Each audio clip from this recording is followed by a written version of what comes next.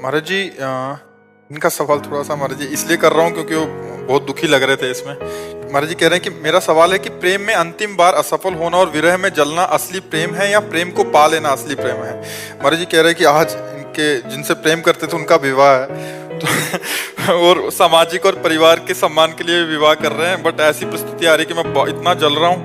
पहली बात तो हम तुम्हें खुली बता दें, संसार में प्रेम है नहीं।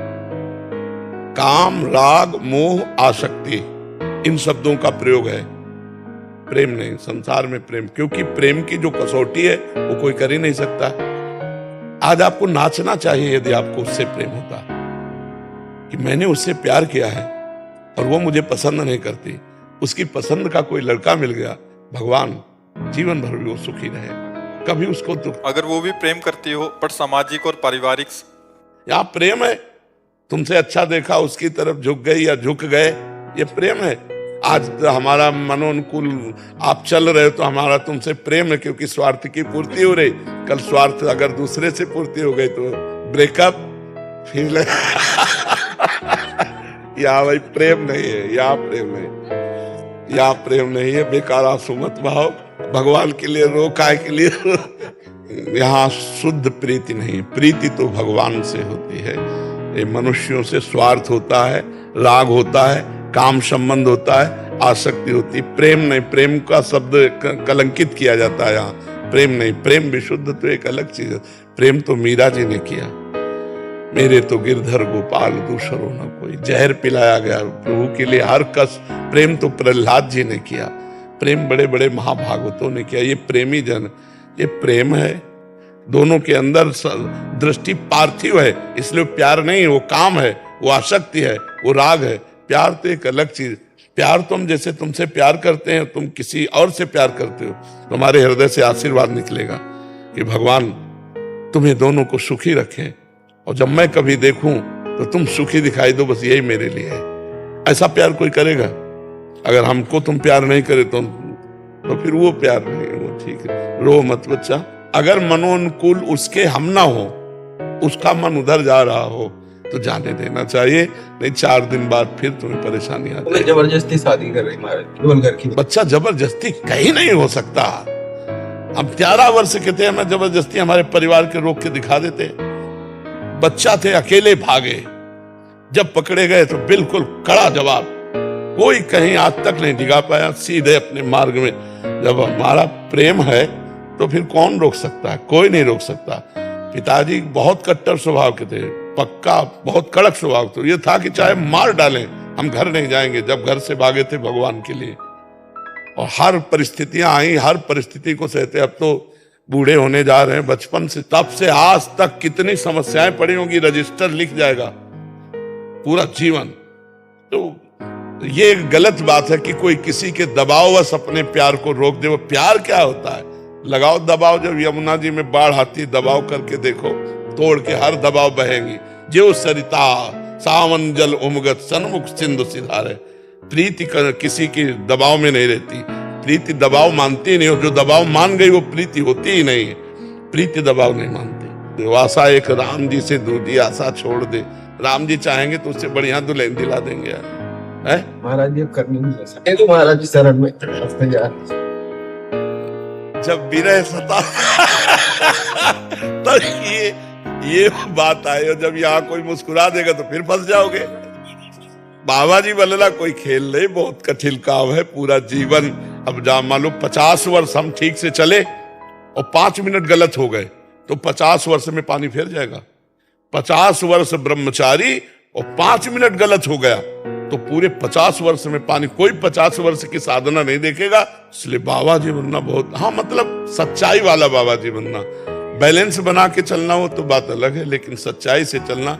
और भगवान की तरफ मुड़ा भी ऐसी घटनाओं से जाता है, कोई दिल तोड़ दिया या कोई संपत्ति नष्ट हो गई या कोई प्रिय का बिछो हो गया, कई तरह के, तो फिर मुड़न होता है। या कोई ज्ञान विज्ञान, जैसे हमारा था तो पूर्व जन्म का कोई भजन था, भगवान के भजन के प्रभाव से केवल एक बात थी, मुझे भगवान चाहिए, मुझे भगवत प्राप्ति चाहिए। मेरा कोई ऐसा मित्र, हम जिसकी तरफ देखते माँ ये भी मरेगी, पिता ये भी मरेंगे, यार तू है कौन अपना? तो अंदर से आता भगवान, तो उनको कैसे प्राप्त करें? पूरा जीवन भागते भागते भागते भागते अब विश्राम मिला है वृंदावन में, पायो परम विश्राम लाडली जी के चरणों में। तो आज से तुम राधा नाम जप करो। 1.5 साल से महाराज जी आपको सुन रहा हूँ, तभी मन को शांति मिलती। हाँ, नाम जप करो, राधा राधा राधा। और अगर दुल्हन चाहिए ईमानदारी से, वही चाहिए जिससे नहीं, अब कोई नहीं चाहिए महाराज। हाँ, तो बढ़िया, एक दुपट्टा दो इसको इस बात पे, और नाम जप करो। अब रोना मत, रोना तो प्रभु के लिए रोना है, झूठे प्यार के लिए क्या रोना यार, झूठे प्यार के लिए नहीं, ठीक है।